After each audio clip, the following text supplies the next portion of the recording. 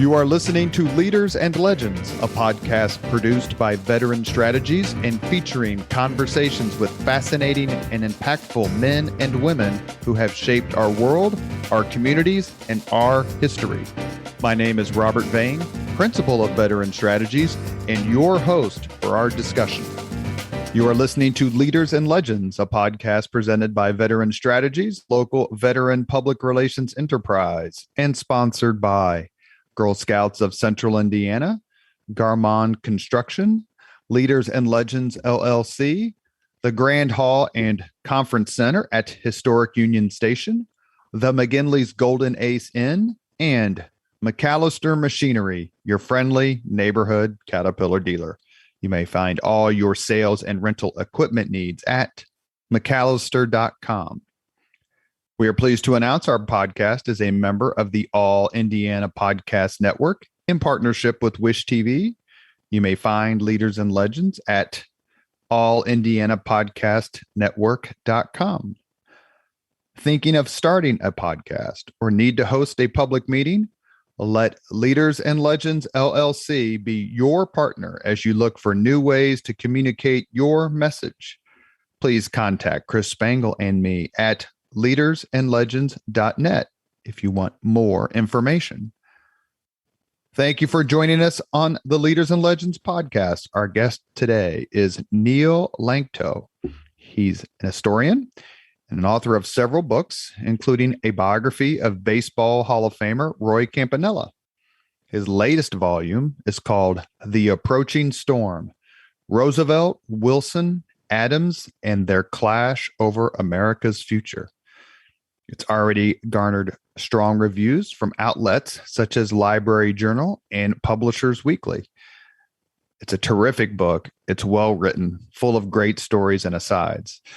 Dr. Lanctot earned a PhD from the University of Delaware in 2002. Thank you, sir, for coming on the podcast. Thank you very much for having me, and thank you for that very nice introduction. Is it fair to say that this book would be a little bit of a departure from your previous works, which have kind of centered a little bit on baseball and some African-American history in the early 20th century? It would be correct to say that. I felt that I had done enough work in that area that I said everything I had to say about, I've done the works on the Negro Leagues, I've done the bio on Roy Campanella, and I wanted to do something that was more broad-based as far as its appeal. Do something in American history that would not be limited to sports readers, which, surprising to say, is not as big as you would think. We have a lot of people who like sports in America, but not necessarily that many people who want to read about sports. So I was looking for something that I thought would be interesting to myself and also to potential readers, and that's what's led me to a new topic and a new area of focus. Did your previous books kind of give you a sense of the mood, of the temperature of the country during this time period before World War I? No, actually what inspired me to write this book was I had been looking through a series of books written in the 1920s and 30s by Mark Sullivan. Mark Sullivan was a pretty famous journalist in his time, not so well known now, but Sullivan was somebody who wrote a 6-volume series in the 1920s and early 30s about the prior 25 years in American history from the perspective of someone who had lived through it. And Sullivan knew everyone. He was very well connected, and he was friends with all the movers and shakers. So he wrote this very interesting series of books, great social history written in the 20s and 30s about the prior 25 years. And I had obtained a copy of that series and started to thumb through it. And when I started to read about the World War I sections, there's actually a couple of volumes, I was thinking, this is so much interesting stuff in here on what was going on in the United States. And it's not something that we as Americans are familiar with. And I think there's a great story in here to tell. And that's what led me to decide to tackle this topic. Because what I realized is that America's decision to get involved in World War I is one of the most important decisions the country ever made, because it basically affects the outcome of World War I. Obviously, both sides were in a stalemate until the United States entered the war. and that certainly helped facilitate the eventual defeat of Germany. Now, if those two sides had if they had continued to fight to a stalemate, maybe some sort of negotiated peace had occurred, and then you have the entire history of the remainder of the 20th century being different. So America getting involved in the war, helping in the defeat of Germany, of course, affects the trajectory of the 20th century with the Treaty of Versailles and reparations and Hitler and then another war. If the United States doesn't get involved in the war, we have a potentially entirely different scenario for the 20th century.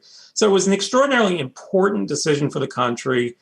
And I think World War I tends to get neglected in the American experience because our actual military participation is fairly brief compared to World War II. So what I was trying to do here is to try to center our experience and see how important it was for us to make this decision and how it came to be, and then tell the story through these three individuals. Depending on the historian, America is described as isolationist, non-interventionist, or neither, both. What's your take? How would you define the United States' attitude and actions towards Europe in the years preceding the war? It depends on the part of the country is what I would say. And I think that's even true in the buildup towards the war. I think the East Coast was more of an interventionist streak. But as you moved west and as you moved down south, there was a great disconnect with what's going on around the world. Roosevelt, who's one of the individuals, of course, that I focus on in this book, Roosevelt even mentioned, our people don't understand foreign affairs and aren't particularly interested in learning about them. So I think a certain segment of the country, yes, was very connected to what's going on in Europe and immediately felt when the European war starts that we have to have some sort of involvement, whether it's military or some other supportive way. But in the hinterlands, I would say, and in the South and on the West Coast, the interest and the desire to be involved in European affairs was fairly insignificant. It really comes through in your book. That was something I'd never really considered. You read about, it was the Wall Street interest and the mercantile and commercial interests who were favoring Great Britain, almost from August 4th, 1914 and on. But your point about the geography was something that I just had never really considered, that people who were a little, farther west into the country from the East Coast had a completely different attitude. Yeah, and one of the issues, of course, that's going to keep flaring up again and again in the 2.5 years, or whatever it is, for the outset of war and our eventual involvement, is American travel, and American travel and potential of Americans being killed by German submarines. People on the East Coast who were going to travel abroad, that was a big important issue for them. But then you have masses of people in the United States who never traveled to Europe, had no reason to go to Europe. It's like, why is this important to us? Why do we care about American travel? Is it really worth us getting involved in a war because some Americans who want to travel to Europe are being killed? Now, on the East Coast, as I said, very important to people who had business there, want to travel there. But in parts in the West and in the South, it was just not a concern to them. And I think that there was always this difference of opinion. And I think I have a quote in the book from Colonel House, who was Wilson's advisor. And Colonel House told a British official something to the effect that whatever the opinion is on the East Coast is the opposite of what the rest of the country thinks. So, and you can even say in today's world, the East Coast is a very different way of looking at things compared to the rest of the country. So, I mean, we have a large country here. We had a large country in 1915, and we have even larger one today. So there was never, ever one single opinion. And I think what President Wilson, of course, will be trying to contend with is how do you tie all these opinions together? How do you get what the people seem to want as far as policy is concerned? How do you take that and create some sort of policy which is acceptable to the country and get himself reelected because he's going to deal with an election in 1916? I think one thing that Wilson realized, he said, what the country wants is firmness towards, the Germans and even the Allies, but not too firm that might get us involved in the war. So it's like be firm, but not too firm. And that's this he's trying to thread that needle. That's what Wilson tries to do, to keep us out of the war as long as he possibly can. You mentioned this just a few minutes ago. Let's go back to it for just a second.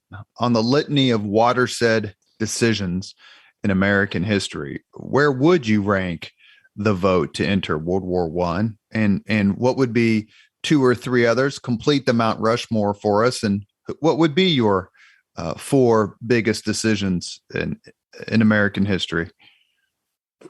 I think this decision to go to World War I would be in the top five. I think definitely. I think the decision to drop the atomic bomb would be another watershed decision. I think Pearl Harbor, the decision to go to enter World War II, would be another one. Probably the decision to American Revolution would be certainly another. Obviously, or is that cheating because it's not really, we're not in the United States yet? But I think that's obviously a very important decision. Probably Lincoln deciding not to just let the South go in peace, deciding we're going to prevent secession. We're going to make sure we're going to have to go to war. So I think that would be another one. So those are the biggies in off the top of my head, as far as unbelievably significant decisions that probably change the shape of our future. And all of the examples you listed involve conflict. In 2021, in the last generation, 2 or 3, United States deciding to send its men overseas is commonplace, right? It's dog bites man. But in 1917, it's man bites dog. Yes. Exactly how big of a decision, of how much of a departure was it for the United States to decide to send its men over to Europe? Well, it's an interesting question, because even up to the point when we declared war, there were many Americans, even many people in Congress, who thought, okay, we're declaring war, but that does not mean we're going to send troops. Right. There was a belief even, okay, well, we'll use the American Navy, we'll convoy British ships, and we'll contribute our money and our we'll continue supplying the Allies with munitions, but sending an army over, no, that's not going to happen. And of course, that wasn't even that surprising, because our army in 1915, 16, 17 was so small and so insignificant. It was about 100 and something thousand. And that's one of the themes of the book, is Roosevelt trying again and again to push the country towards what they call preparedness, military preparedness. Right. So it seemed almost fantastic, the idea of sending a massive American army over the Atlantic Ocean to France and Belgium. It just seemed absolutely inconceivable that it would happen. And of course, it does happen. And interesting thing also, if the war had gone on longer, we would have had, I don't know how many millions of American troops in Europe, which might have also changed Wilson's power at the Treaty of Versailles. There would have been more American troops there, and our participation in the war would have been greater. He would have had greater oomph at the peace table than he actually had. But yes, it was a complete game changer, something that was unthinkable. Of course, we had deployed American troops, but in much smaller increments. I mean, Wilson had sent troops to various Latin American countries, and of course, we'd been involved in the Spanish-American War. But going to Europe like that was just not thought of, not even believed to be possible before this war. Looking back through history, it seems that sometimes wars happen despite evident prosperity. I've read more than one book, and I laugh because I believe it, about how spoiled rotten the colonists were prior to the American Revolution, that they were incredibly prosperous, and some of their grievances were a little more contrived than others. And then Europe in 1914 was hardly trudging through a depression.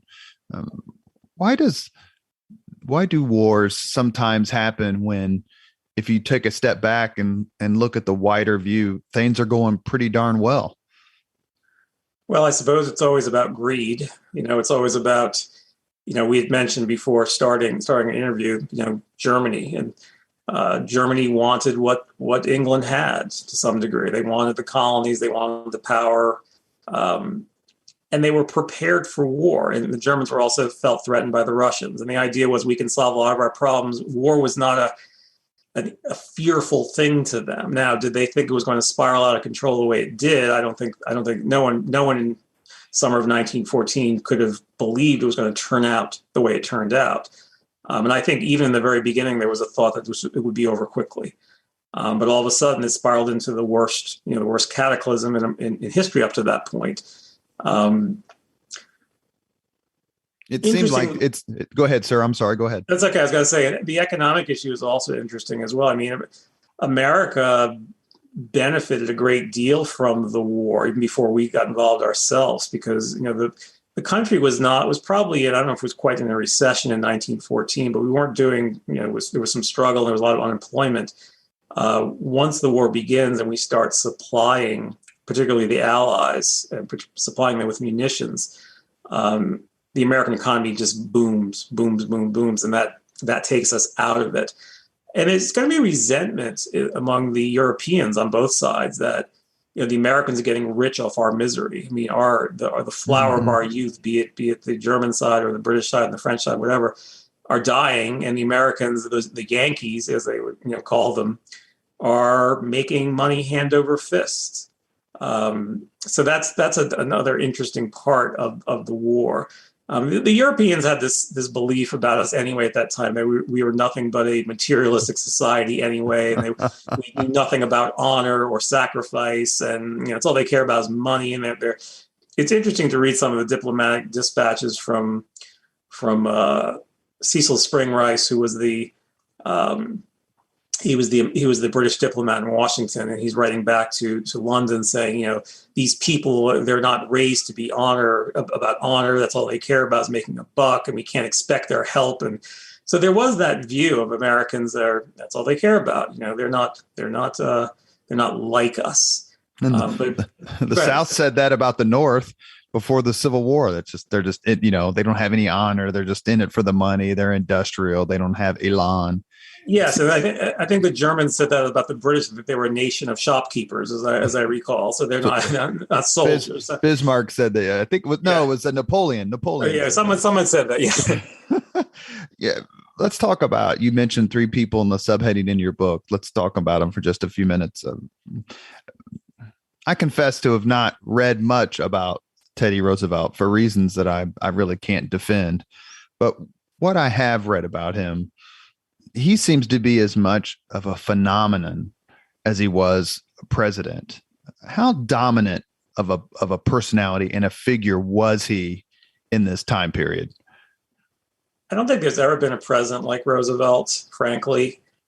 Someone who, while he was president, was such a captivating figure, such a fascinating individual who was so recognizable with the look, with the glasses and the smile and the saying bully and the delighted. And I talk about this in the book, that he was a celebrity, in a way that very few presidents are celebrities. Maybe JFK would have fallen into that category. People who may not care about politics, but they're actually almost rock stars. And I think TR was in some ways a rock star in his time, particularly when he was president, because he did everything. He was a brilliant individual. Plus he was, he was an explorer, and he could converse on just about every topic known to man. And so Americans were fascinated with him, completely fascinated with him. But at the time of the book, when the book starts in 1914, his career is actually on the downslide. He had served in the White House. After he got out of the White House, everything seemed to go wrong for him. I mean, the man he had picked as his replacement, his friend William Howard Taft, turned out not to be what Roosevelt thought he was going to be as far as following his policies. And then Roosevelt decided he wanted to be president again, and the Republicans wouldn't nominate him, so he ran for president under a new party, the Progressives. He lost to Wilson in 1912. And when the book starts, he's kind of at a loss what to do next, because the Progressive Party, the party that he had formed, is kind of falling apart. It's not doing what he thought it's going to do. He absolutely detests the man in the White House, Woodrow Wilson. I mean, that's one big part of this book, is the competition between these men. And what particularly galls him is that Wilson is in the White House during what Roosevelt soon comes to realize is the event of his lifetime. a global war, and he's not in the White House to be handling it. And he comes to believe that Wilson is doing just about everything wrong, mishandling every part of foreign policy. And Roosevelt, he just, he outwardly says, Wilson's the worst president we've ever had. He's a disaster. James Buchanan is smiling. Yeah, the hatred of him is so intense. He just absolutely despises this individual that he's in the White House. Some of it's personal, some of it's philosophical. They had once been cordial, before, but of course they're on two sides of the political fence, Democrats, but they're both progressives. And that's one of the reasons why I brought the three into this book. It's Roosevelt, Woodrow Wilson, and Jane Addams. All three of them are progressive with a small p of the progressive movement. But they all have different perspectives on what America should be doing as far as this war is concerned. There seemed to have been, in my view, I was going to ask this question, but you mentioned him, so we'll just kind of discuss it for a second and move on. We're actually recording this podcast on November 22nd, the anniversary of Kennedy's assassination. It seems to me there have been 5 celebrity presidents: Washington, Andrew Jackson, Teddy Roosevelt, Jack Kennedy, and Barack Obama. When you reach that status, and please either disagree with me or add a president or two, it's hard to overcome that shadow. And Wilson seemed to have looked at Roosevelt with a jaundiced eye for that reason and some others. I might throw FDR on that list, perhaps, but I would agree with all your other ones. Coming back to Wilson, they're very different individuals as far as Roosevelt was also, from a personality perspective, was just a more outgoing, forceful personality who was very hard to resist. Even Wilson, who did not like Roosevelt, obviously for obvious reasons.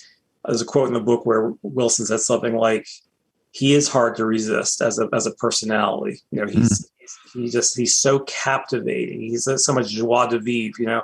Wilson wasn't like that. Now, on the other hand, I think people tend to think of Wilson because he was an academic. Wilson had been got a PhD in political science, and he was president of Princeton. People tended to think he was, he's an academic, he must be kind of serious, but he really wasn't in his private life. And actually, he was more outgoing and more personable, like jokes, like limericks and things like that, and was more than capable of carrying on a very passionate relationship with a widow, as we talk about in the book. He loses his wife in the very early days of World War I, but within a year, he's already found another woman, and he's writing her passionate, almost obsessive letters almost every moment during his free time in the middle of some serious crises, the Lusitania sinking and things like that. So Wilson is a very complex individual, I would say, but very different personality-wise. And he was not someone who was going to attract the kind of fanatic loyalty that Roosevelt did. People who were Roosevelt people just loved him, and they would walk through a brick wall for him. I think Wilson commanded respect, but not that kind of fanatic hero worship.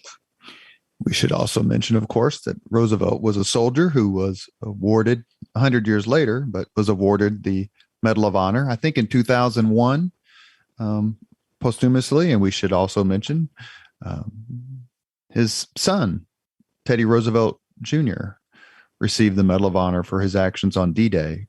Teddy Roosevelt Jr.'s, when Omar Bradley was asked the bravest thing he had ever witnessed as a soldier, Omar Bradley replied, "Ted Roosevelt, Omaha Beach." So it ran in the family. Yes, and he raised his sons to have that sense of duty and certainly a belief. Roosevelt always said, if there's a war, I and my sons are going to go. There's no question about it. And of course, that's another one of his great frustrations, Roosevelt, is that he wants to go over to serve in World War I. And he's going to go to Wilson.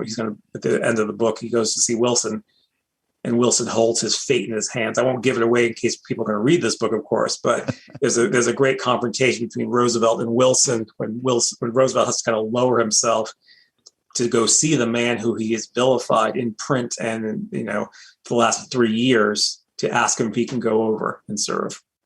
The subtitle of your book, "You Give Teddy Roosevelt Top Billing." Was that a conscious decision? I think it was the publisher's decision, probably because he's the big name of the three. He is this name. I admit it. Jane Addams is the least well known of the three.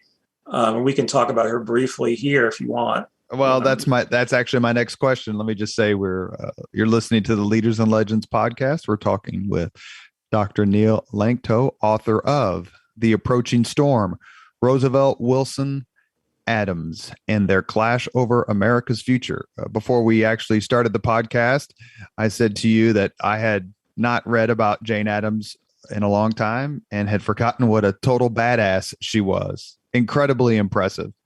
Tell us a little bit more about her and her work. It's funny you use that term because my publicist, who's a young woman, when we first started talking about the book, she used the word badass also, a very 21st century term. But I think it does apply to her. And for your listeners, I mean, Jane Addams was a reformer. I mean, she was someone who grew up in privilege in the Midwest. And she was a very intelligent woman, but didn't really know what to do with her life. But she eventually drifted into what was called the settlement house movement. She and a friend opened Hull House in Chicago. And these settlement houses, as they were called, were places where the poor in these neighborhoods, they were set up in poor neighborhoods, they'd almost be social service agencies. Now, today, it doesn't sound like a radical thing, but in the 19th century, this was like, working with the poor and trying to address because there were no social service agencies at all, especially middle class and well-to-do women who were very involved in this movement, running things. This was a great jumping off point for Addams, and she soon became involved in the whole reform movement in general, and then what we call the progressive movement. And by the early 1900s, she was probably one of the best-known women in the country, maybe the possible exception of Helen Keller. I mean, very, very famous. Everyone knew her. Everyone knew the work she did. And she sort of had a reputation as being an American saint, as a do-gooder. But there was another side to her. She was involved in some very controversial causes like pacifism. She was also very much involved in the suffrage movement. She was involved in the civil rights movement. She was involved in the NAACP when they got started. So she was truly part of almost every liberal reform movement in the early 20th century. And as I said, she was famous. She was very famous during her time. Everyone knew her as the selfless Jane Addams American saint. Roosevelt had worked with her when he ran for president in 1912, and Jane Addams actually joined the Bull Moose Party, which was the party that Roosevelt established after the Republicans wouldn't nominate him. So she had worked with him. They're going to quickly split when the war begins because Jane Addams had a very different idea of what America's responsibilities were as far as this war was concerned. Addams believed that we should be doing everything we can to bring peace to the combatants. She was a pacifist, but she was not necessarily a pacifist and maybe in the modern term where she was nonviolent and all that. She believed that it was archaic to have fighting like this in the 21st century, to have men slaughtering each other, that there should be ways to solve differences between countries through some sort of, mediation or whatever. What she wanted the United States to do is some sort of conference of neutrals, bring all the neutral powers together who would start some sort of effort to bring the warring parties to the peace table, that the United States would be the prime mover in bringing both sides to the peace table and getting them to hammer out some kind of agreement. That's what she felt the United States should be doing. Nothing more than that. And that becomes her entire cause for during the course of the period before we get involved in the war from 1914 to 17 is trying to get Wilson to somehow get the United States to take the big jump to bringing the warring countries to the peace table. That's what she feels we should be doing.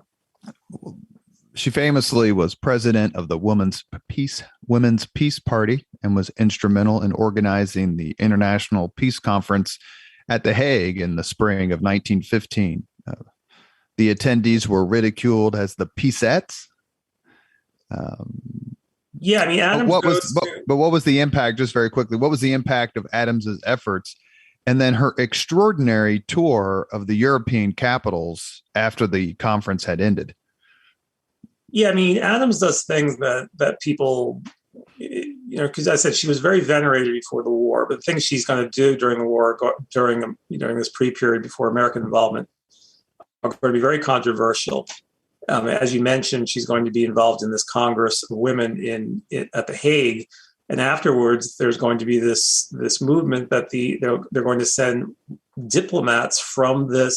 representatives from this peace conference to visit representatives of all the warring countries. So Addams is going to go to Germany. She's going to meet with the German leader. She's going to go to France. She's going to go to England. It's really quite amazing. I mean, it's citizen diplomacy before it truly existed, and a woman doing this. And all of the warring countries are going to feel, well, we must see her. Because if one sees her, then the others have to. Otherwise, they're going to look bad. Because they're all fighting a PR campaign, for the rest of the world, the neutral power. So she will go. She will talk to all of them. That will be heavily criticized in the United States. How dare a woman do this? How dare a woman stick her nose in diplomacy? Only the diplomats know what's going on. She'll also get in trouble, so to speak, when she comes back home and she makes a speech at Carnegie Hall and makes a statement to the expression that how many of the soldiers need artificial means to get them to use the bayonet and charge. And this becomes this: how dare she question the bravery of soldiers? How dare she say that they need to be given alcohol to charge? And she didn't really say that, but there's a resistance to her because she's not following the establishment view of the war. The establishment meaning the big city newspapers. So she will be viciously attacked for much of the war. And to her credit, that doesn't bother her. I mean, she was factually correct. Yeah, I believe she was. Yeah, and she's willing to stick her neck out. I mean, there's a quote in the book where her niece said that Clarence Darrow once told her that Jane Addams, one thing I like about her is that she has courage. Very simple way of putting it, but she did. She was not concerned if public opinion turned against her. I mean, that's interesting too about the three of the individuals. Roosevelt, Addams, and Wilson. All of them are at different times going to be very unpopular, or their stances towards the war will be very unpopular. But they're willing to do that. They're willing to take the unpopular side to pursue what they believe is the right path for the United States. You are listening to Leaders and Legends, a podcast presented by Veteran Strategies, a local veteran public relations enterprise, and sponsored by Girl Scouts of Central Indiana, Garmon Construction, Leaders and Legends LLC, the Grand Hall and Conference Center at Historic Union Station, the McGinley's Golden Ace Inn, and McAllister Machinery, your friendly neighborhood Caterpillar dealer. Our guest is Dr. Neil Lanctot, author of The Approaching Storm, Roosevelt, Wilson, Addams, and Their Clash Over America's Future. Woodrow Wilson's reputation has been under pretty significant attack for the past few years.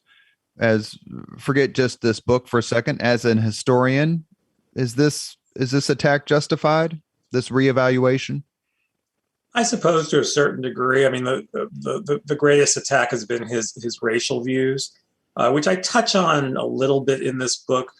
When the war begins, there happens to be a delegation of African Americans who go to the White House to protest the segregation that's going on in the federal department. When Wilson comes in, his cabinet members, most of his cabinet officials, push for segregation in government in the government jobs in a lot of the civil service positions, and Wilson doesn't stand against it. I mean, he's perfectly fine with it. So a delegation goes to see him in the White House, and what's interesting is that there's a transcript of this interaction between Wilson and this delegation led by this editor William Monroe Trotter, and it gets very heated at times. I mean, Wilson, is a Southerner, and Wilson.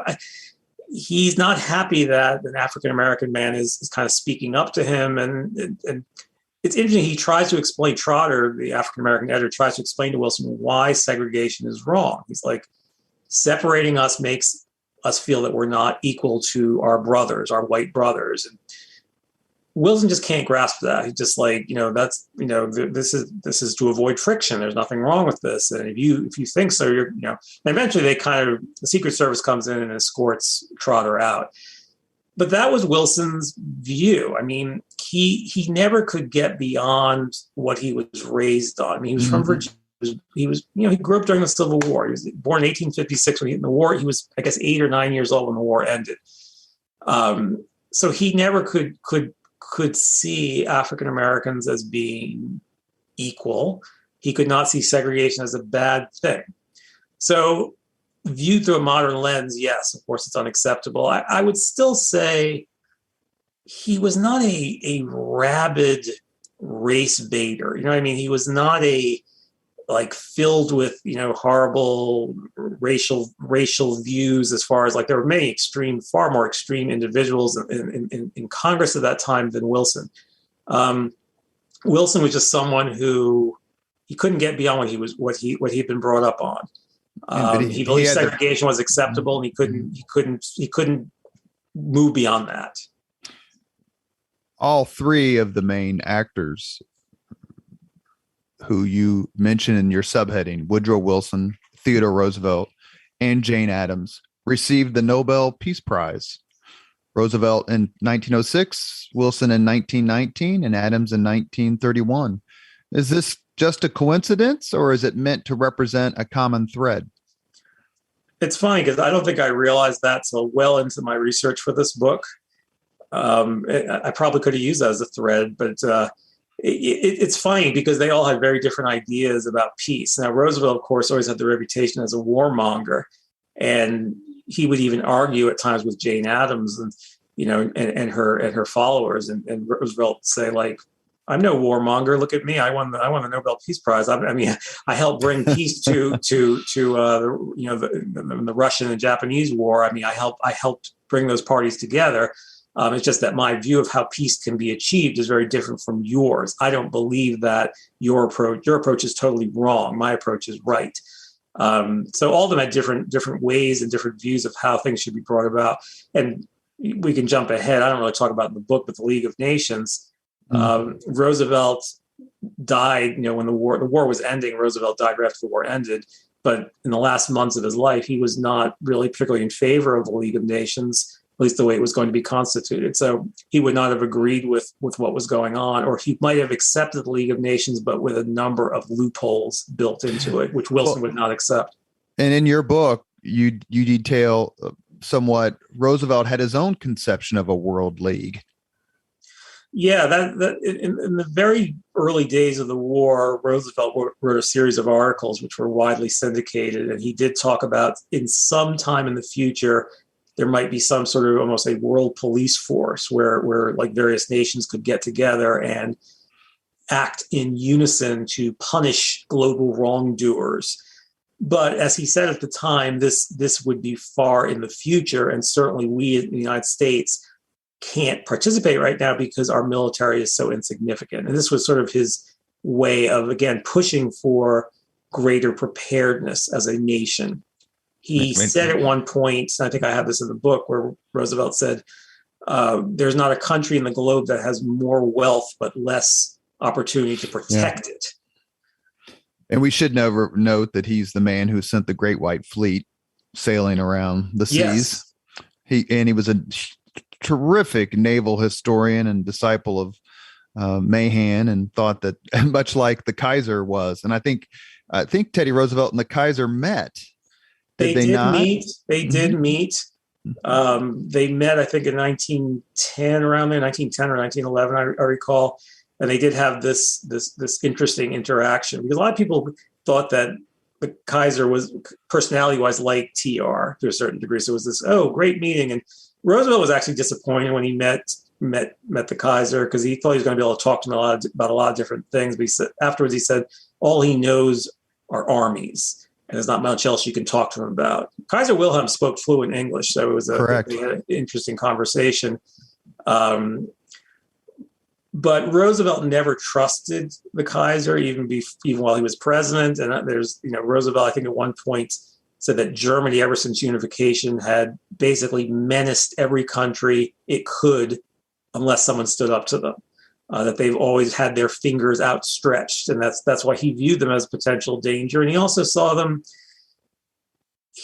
During the early days of the war, he said Germany comes out in front in this war. If they win this war, they may at some point try to team up with Japan. He was already thinking that. He was thinking far ahead. So he saw Germany and potentially Japan as being potential threats to the United States in the future, depending on how the war turned out. So he was under no illusions about Germany or the Kaiser.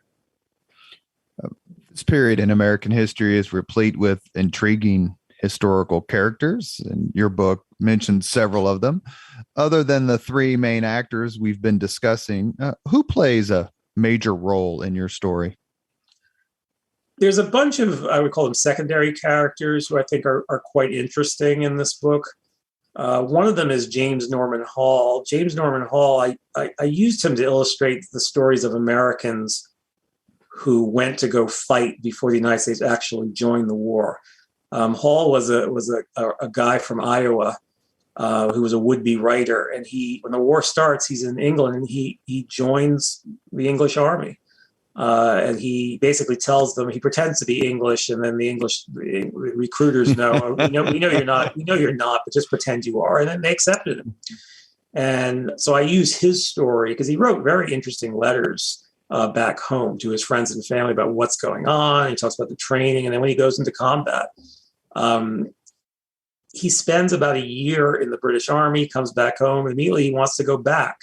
And he ends up going back to France in 1916. This time he joins up with the French, but this time he's in the Air Corps. So he learns how to fly. So he joins the French Air Corps. And then later on, he serves in the American Army. So he serves actually in three different armed forces during the war. And he wrote many, many letters home, which give us a great snapshot of what's going on. And your listeners may not know that Hall later became famous as a writer, and he wrote Mutiny on the Bounty. Which, of course, I think everyone knows at least that. He wrote many other novels, but that's what he's most famous for. This is a incredibly unfair question. I'm just going to give you a little bit of a advance warning and dispensation. I love unfair questions.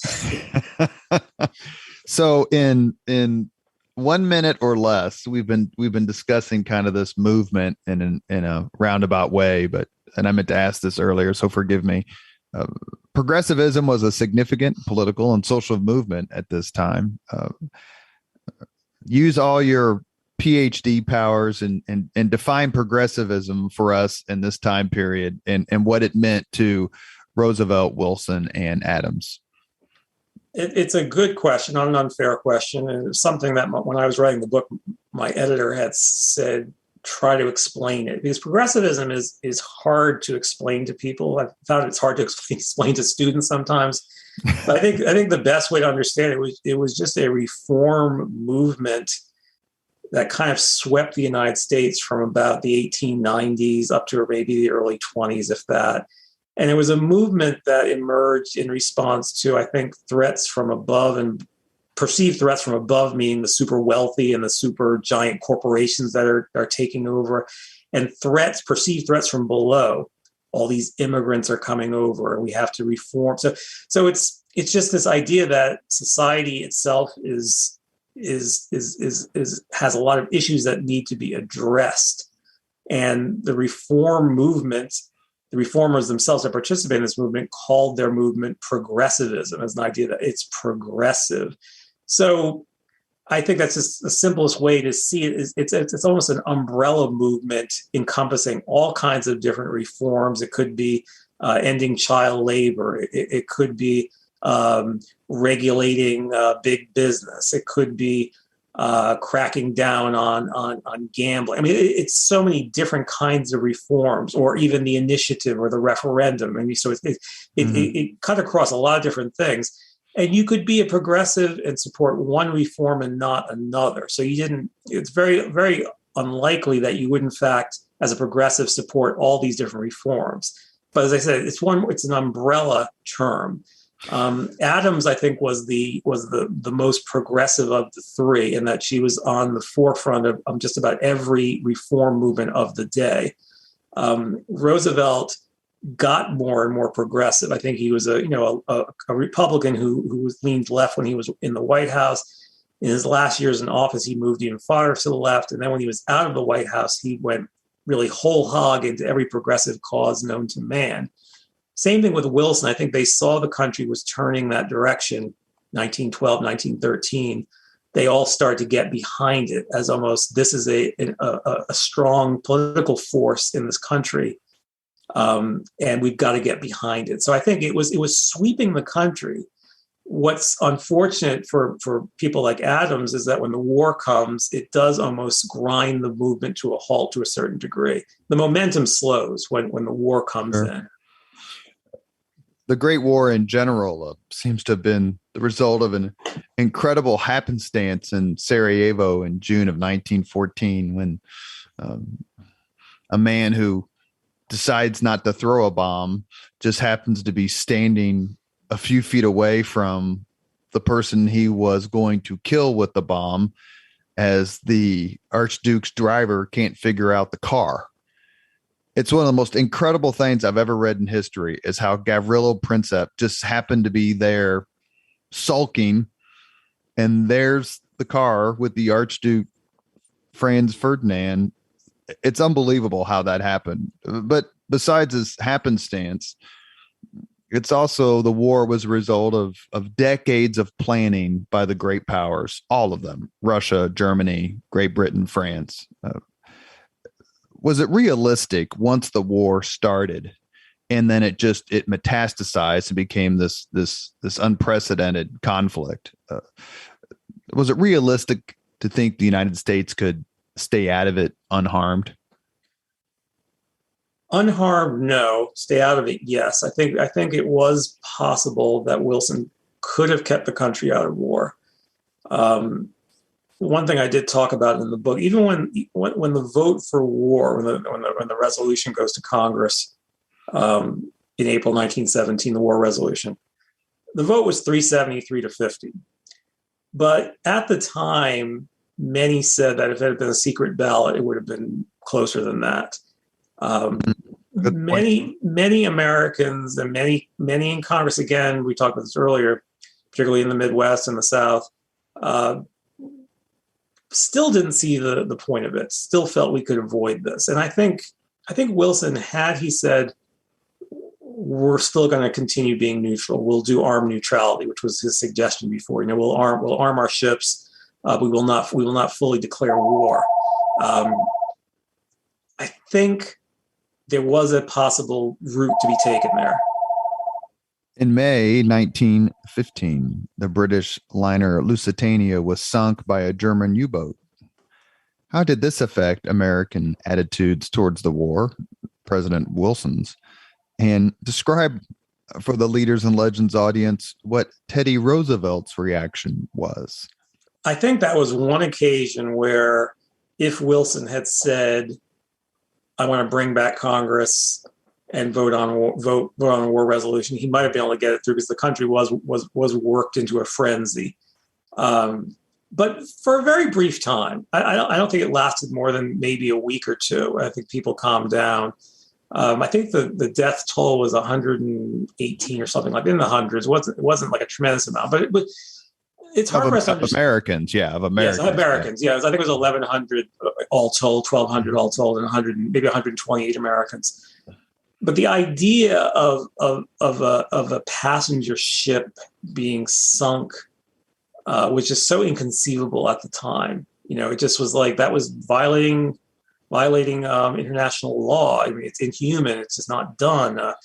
So, of course, by World War II and even by the end of World War I, these type of things would not be shocking anymore. But it was shocking at the time.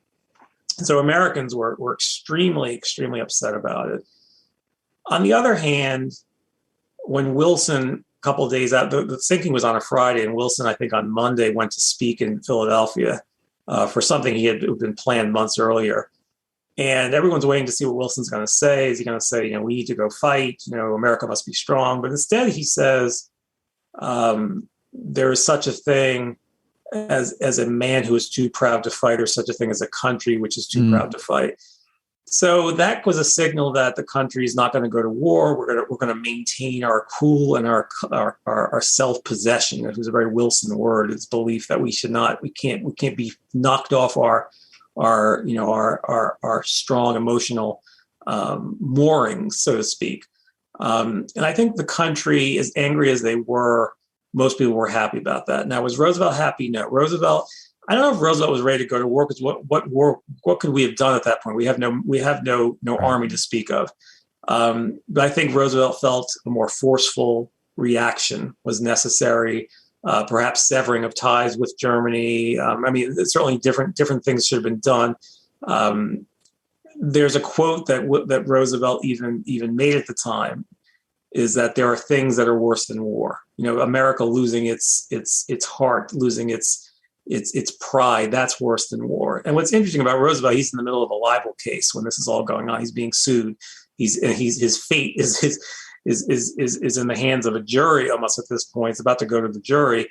And there was a concern because there was one, maybe two German Americans on the jury who might have gone against him because he's making these comments. But Roosevelt, as I said, was not afraid to take the unpopular choice at the time. Jane Addams at this time was in Europe. She was doing her jaunt to the various capitals. And she felt that Wilson was doing the right thing also, that taking the country into war or doing anything that might accelerate America's path to war was a big mistake. But that was probably the time during this period where Americans were most ready and revved up, even if it's a very short period. But I think he might have been able to pull the country into war had he been so inclined. We are fascinated in this country with our history when it comes to close presidential elections. Election of 1800, 1876, 1960, 68, 2000, list goes on. To me, the most unexamined, and you do a terrific job of it in your book, is the 1916 election, in which Woodrow Wilson wins re-election by 23 electoral votes. It basically comes down to California, and I think Wilson wins California by what, 4,000 or 5,000 votes? Yes, it's a ridiculously small number. I agree with you, and I think it's a fascinating election, not because I spent how many years of my life researching this book, but 1916 is an election we don't hear that much about, but it was so close. And the stakes were so high. I mean, you have Wilson running for re-election, of course, and the Wilson campaign is going to trumpet, he kept us out of war, which Wilson's not that comfortable with because he knows that can change at any one moment. The Republicans, Roosevelt wanted the nomination, doesn't get it, and it goes to the Supreme Court Justice Charles Hughes. And Roosevelt's on the stump for him and is out there trying to drum up votes for Hughes. But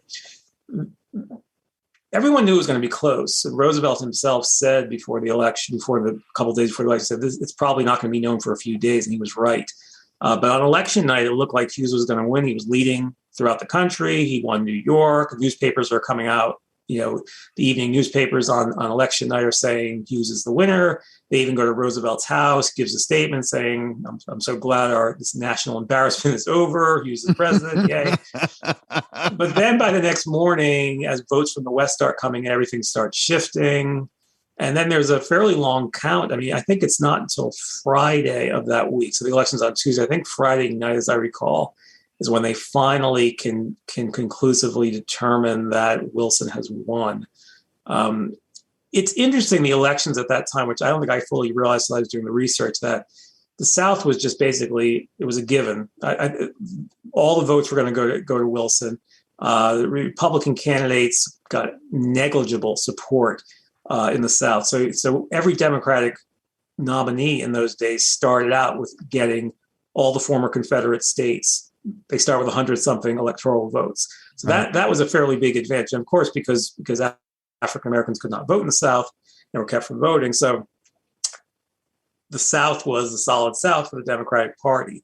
So the election was almost more close than the actual raw votes attest to. So because you can't really compare the votes in the South because Republicans were negligible. And as you mentioned, California was the one that turned.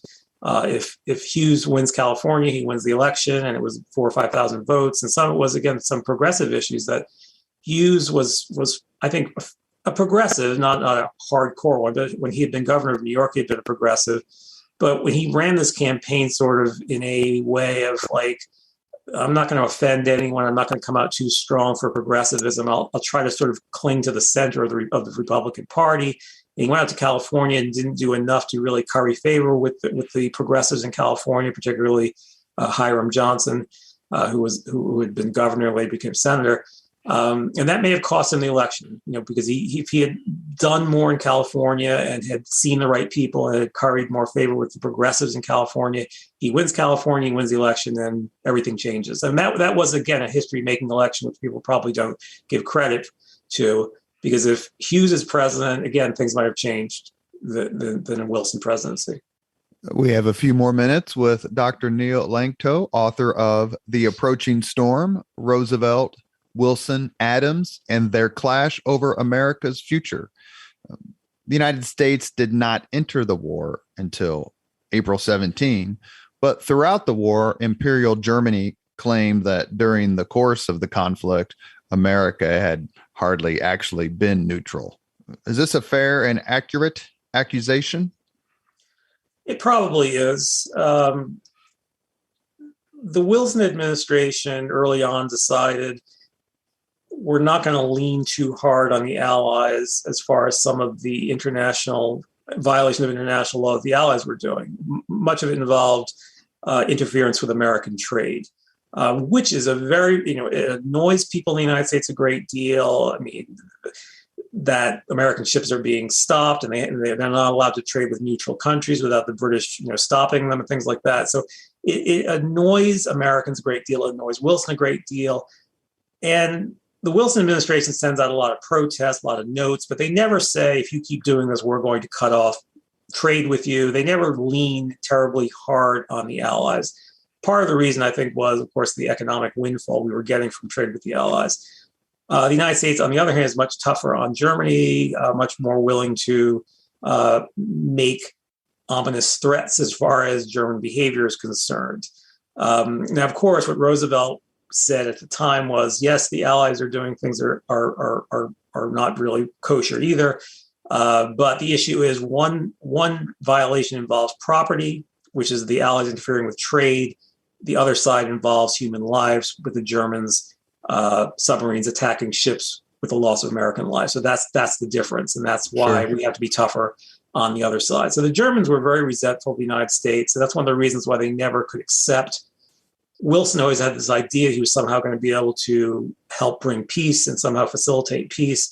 But the Germans were only willing to have Wilson bring the combatants, the contestants, to the peace table, but they did not want Wilson in there as some kind of arbitrator. They felt he was too sympathetic to the Allies. And one thing that I mentioned, or should have mentioned a few minutes ago when we were talking about geography, was the great concentration of German immigrants in the Midwest, in cities like Milwaukee, St. Louis, and that there was a different attitude, not only geographical, but also in terms of national origin. How did that make a difference in American policy, where you had sort of the East Coast with a different ethnic makeup, although you did have a hell of a lot of Irish who hated the British and didn't mind seeing their ears get boxed. But just in terms of the immigration boom, the post-Civil War, and how that affected not only the politics, but some of the attitudes of the people involved. Well, one thing I didn't realize before I read this book was just how significant the German American population was in the United States. It was very, very large, very, very, very sizable. And they were sort of looked on before the war as the ideal immigrant group, that these people had come over here and they had immediately worked hard, and they had been farmers at first, and then they had become parts of the community, and they were just the ideal group. And as you mentioned, in the Midwest, you have these really large German populations. I have this little passage in the book about Milwaukee, as you just mentioned. Milwaukee was a giant German population, and how some of the department stores expected the help to be fluent in German. I mean, that's how significant the presence was. And there was also this issue of the German American vote politically was thought to be sort of a rock vote, and there was always this thing that don't alienate the German American vote; it could cost you the election. On the other hand, as you mentioned, you have different immigrant groups who have different attitudes towards the war. You have a large Jewish population on the East Coast who have different attitudes about which sides they're going to take. You mentioned the Irish and their views towards the war. There's always this sense that Wilson is trying to tamp down any kind of possible flare-up among the immigrant groups as far as the war is concerned, that we don't want anyone getting too excited. And of course, once the war begins, America gets involved, there's going to be a lot of anti-German activity in this country and a lot of hostility towards Germans. In the buildup towards the war in 1915, 1916, and 17, there is always suspicion among some people about the Germans in this country. Just how loyal are they? Are they involved in espionage? Something I talk about in the book, that the Germans had all kinds of spies going on in this country in the buildup of the war. They were constantly trying to interfere with munitions sent to the Allies. And there were some German Americans who participated in those efforts to disrupt shipments being sent to the Allies. And the Kaiser, I read a book a couple of years ago about the relationship between Germany and the United States, and the Kaiser and the German government kind of expected that. Like, I know you live in the United States, but you're German. You're on our side now. And that didn't really happen to the degree that the Imperial German government thought it would. Yes, that was a complete fantasy. And another one of the secondary characters in the book is Johann von Bernstorff, who was the German ambassador in Washington. He understood the American situation better than everyone else. He was someone who had an American wife. He knew exactly what was going on. He tried to tell them what was going on. But back in Berlin, they had this sense that, of course, the German Americans, they will all rise up as one once if America goes to war with Germany, and they will immediately, do what they can for the fatherland. And that was very naive. And I think after the war, Bernstorff there's a quote where he said something like, the great mistake was that we expected much more than we ever got from German Americans. Yes, there were some hardcore German Americans who were ready to go fight for the Kaiser, but many of them, as much as they might be like hoping that the Germans won because that's where their family was from, when push came to shove, they were going to support the United States. That was their new home, and they believed in America. We should note that this podcast originates out of Indianapolis, and we have our own sizable German population, have one of the most beautiful buildings in the Midwest called the Athenaeum that was built as part of that culture. And I guess German immigrants must have been really popular because North Dakota named its capital after the Iron Chancellor in the hopes of attracting German workers to come out to the frontier. A couple more questions before we get to the final 5 questions of the Leaders and Legends podcast. We're talking to Dr. Neil Lanctot. The Zimmerman note or Zimmerman telegram seems to be, if I can remember my college and high school history courses, it seems like it gets a strong notice in history as being this dispositive event.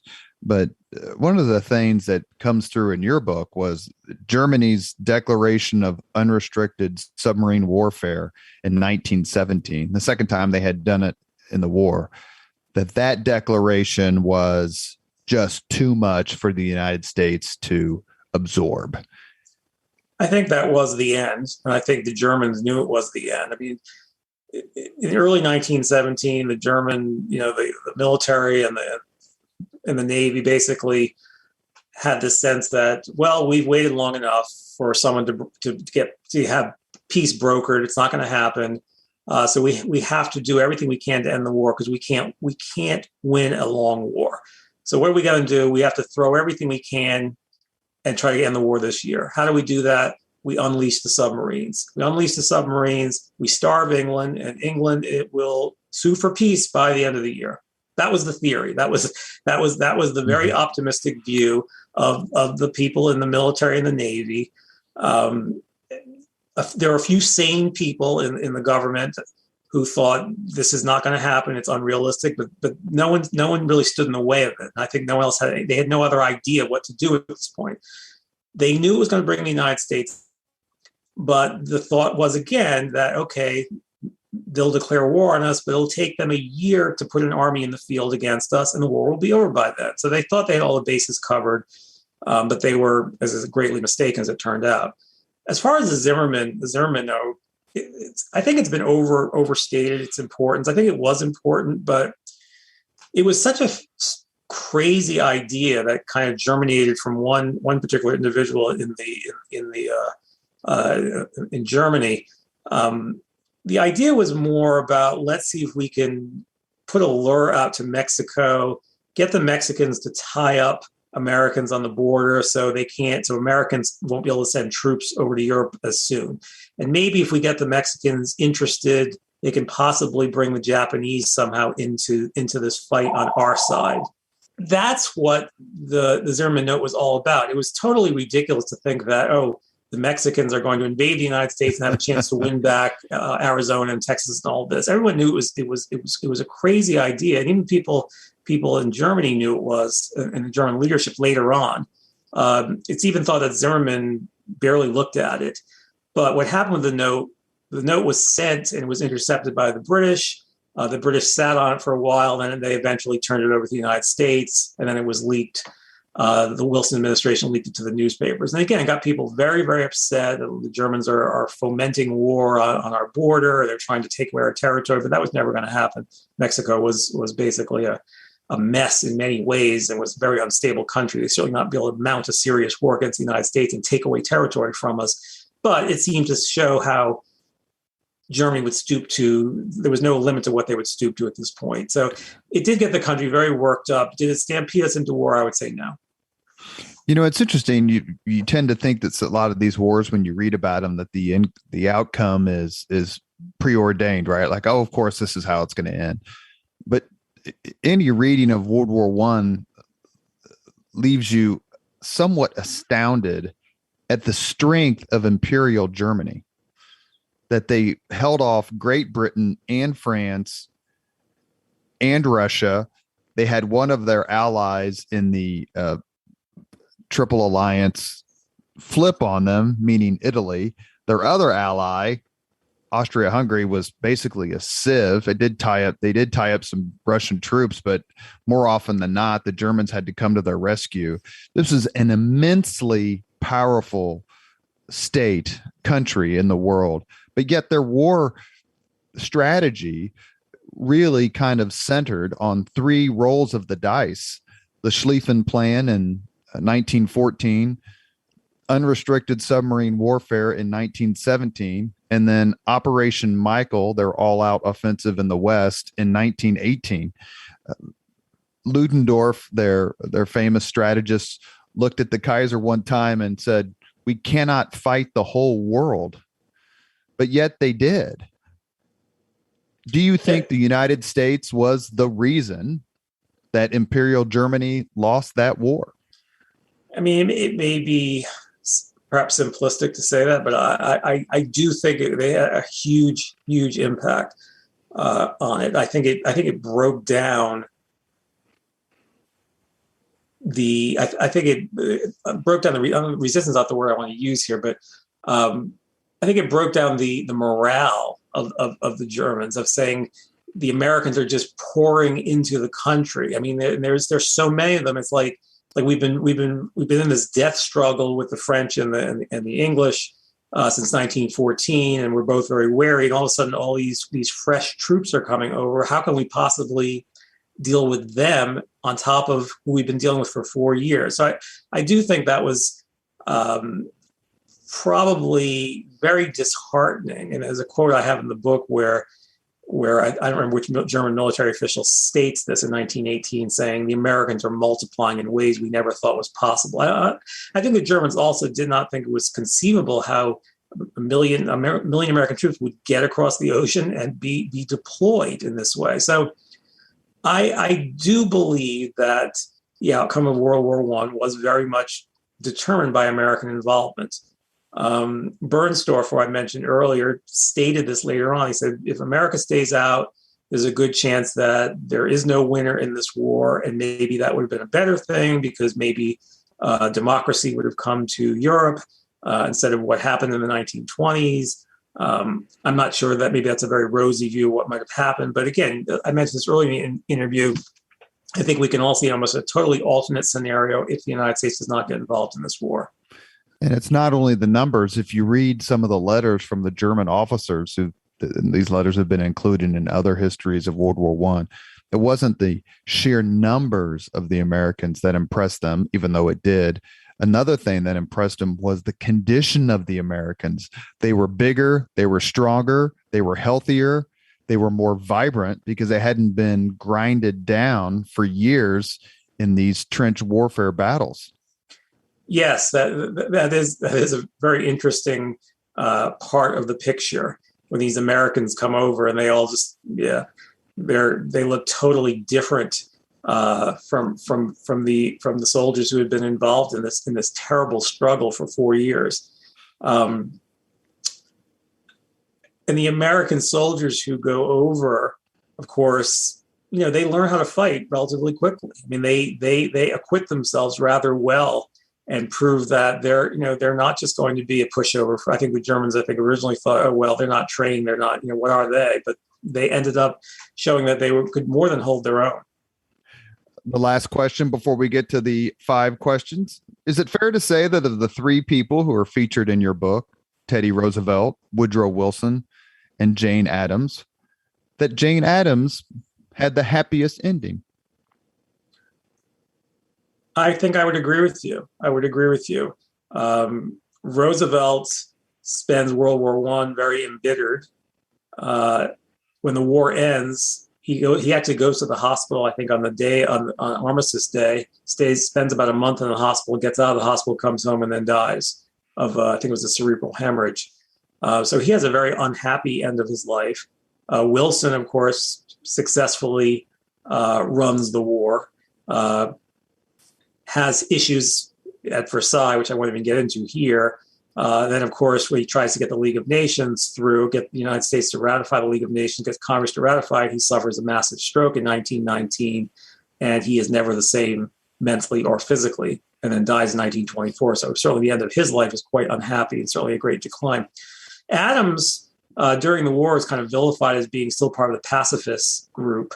And even into the 1920s, she's seen as a dangerous radical to the point where the FBI is watching her and spying on her.